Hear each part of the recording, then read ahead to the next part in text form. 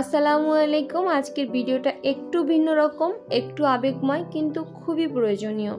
আমরা সবাই জানি বাচ্চাকে দুধ ছাড়া অন্য কোনো খাবার আমরা সাধারণত 6 মাস পূর্ণ হওয়ার আগে দেই না, এবং 6 মাস শেষ হওয়ার পরেই ধীরে ধীরে সলিড ফুড বা শক্ত খাবারের সাথে পরিচয় করানো শুরু হয়। কিন্তু এই সলিড ফুড শুরু করার সময়টাতেই ঘটে সবচেয়ে বড় ভুলগুলো। এগুলো কখনো কখনো মারাত্মক বিপদের কারণ হয়ে দাঁড়ায়, যা কেউ কল্পনাও করে না। তাই আজকের ভিডিওতে আমি 10টি বিষয় নিয়ে আলোচনা করব যা আপনাকে অবশ্যই জানতে হবে। তাই ভিডিওটি 1 সেকেন্ডের জন্য স্কিপ করবেন না, কারণ এখানে একটা ভুল মানেই আপনার সন্তানের জীবন ঝুঁকিতে পড়তে পারে। কিছুদিন একটি ভয়ানক খবরের ভিডিও দেখি। একটি ছোট্ট শিশুর মৃত্যু হয় কারণ গলায় আটকে গিয়েছিল খিচুড়ি। হ্যাঁ, ঠিকই শুনছেন, খিচুড়ি। শিশুটির বয়স ছিল মাত্র 8 মাস। এই কথা বলার উদ্দেশ্য কাউকে ভয় দেখানো নয়, বরং আপনাকে সচেতন করা।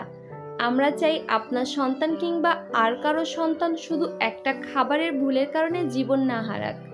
আল্লাহ তাআলা সকলের মৃত্যু নির্ধারণ করে রেখেছেন, তবে আমাদের দায়িত্ব সতর্ক থাকা। কারণ রাসূল সাল্লাল্লাহু আলাইহি সাল্লাম বলেছেন, তোমরা উট বেঁধে রাখো, তারপর আল্লাহর উপর ভরসা করো। 1 নাম্বার নিয়মে বলতে চাই, 6 মাস সম্পূর্ণ হলে খাওয়া শুরু করুন। অনেক মা কি করেন, 5 মাস 20 দিন বা 6 মাস চলতেছে বলেই খাবার শুরু করে ফেলেন। এটা একদম ভুল। শিশুকে শক্ত খাবার শুধু তখনই দিতে হবে যখন সে পূর্ণ 6 মাস শেষ করে 7 মাসে ঢুকে।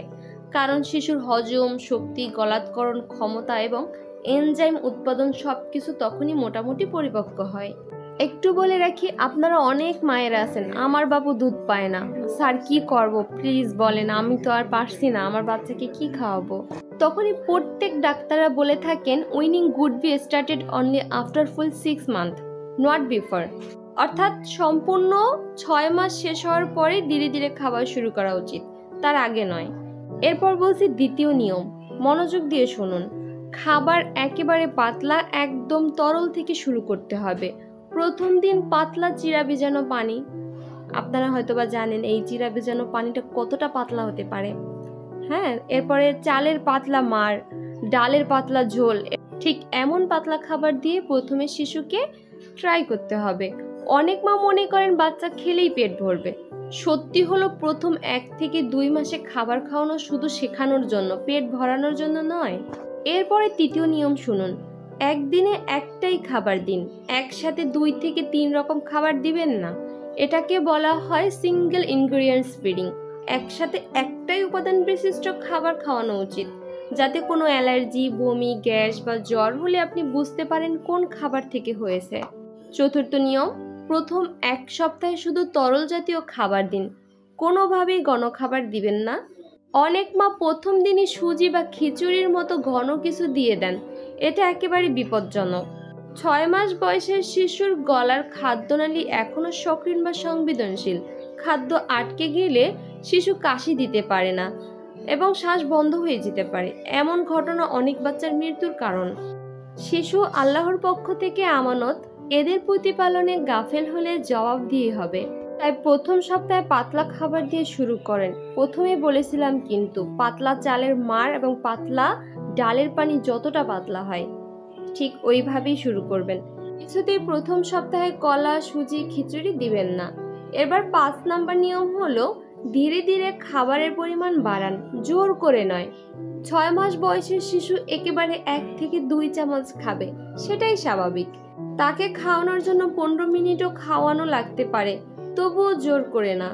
জোর করে মুখে ঢুকালে দেখা যায় কি, খাবার ফুসফুসে ঢুকে যেতে পারে, যেটাকে বলা হয় অ্যাসপিরেশন। খাওয়ার সময় যদি খাবার ভুল পথে যায়, শিশুর শ্বাস বন্ধ হয়ে যেতে পারে। 6 নম্বর নিয়ম হলো, একসাথে একাধিক নতুন খাবার দেবেন না। প্রতিটি নতুন খাবার অন্তত 3 দিন গ্যাপ দিয়ে দিন। এতে যদি শরীরের কোনো প্রতিক্রিয়া হয়, যেমন গ্যাস, র্যাশ, পাতলা পায়খানা, বমি, তাহলে আপনি বুঝতে পারবেন ঠিক কোন খাবার থেকে এটা হয়েছে। যেমন সোমবার চালের মার দিবেন, বৃহস্পতিবার ডালের পানি, রোববার কলা, এভাবে করে দিবেন। একদিনে কলা, ডাল, ভাত একসাথে দিবেন না। 7ম নিয়ম, বাচ্চাকে খাওয়ানোর আগে মুখ, হাত পরিষ্কার ও মাথা সোজা রাখুন।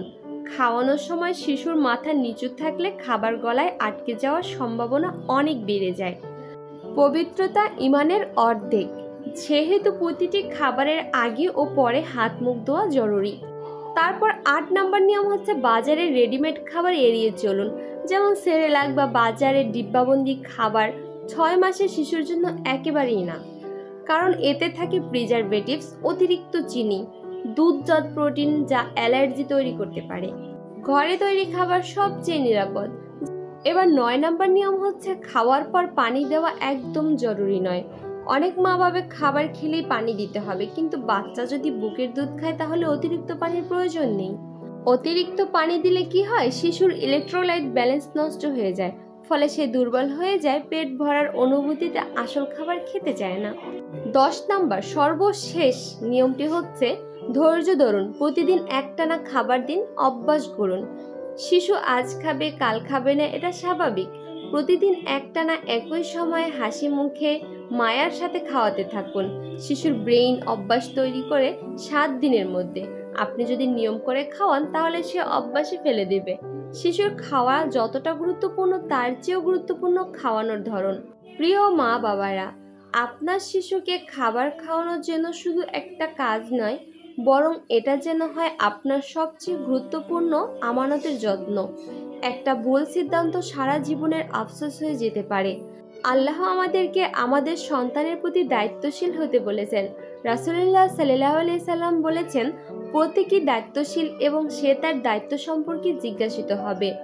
ভিডিওর শুরুতে যেই শিশুর ঘটনা বলেছি তার মতো ঘটনা যেন আর না ঘটে। এই ছিল আজকের ভিডিওর মূল উদ্দেশ্য। আপনি যদি একজন মা বা বাবা হন তাহলে ভিডিওটি নিজের জন্য রেখে দিন, আর যদি আপনি কাউকে ভালোবাসেন তাহলে শেয়ার করুন তার জন্য। হয়তো আপনার শেয়ারে কারো সন্তানের রক্ষা পাবে।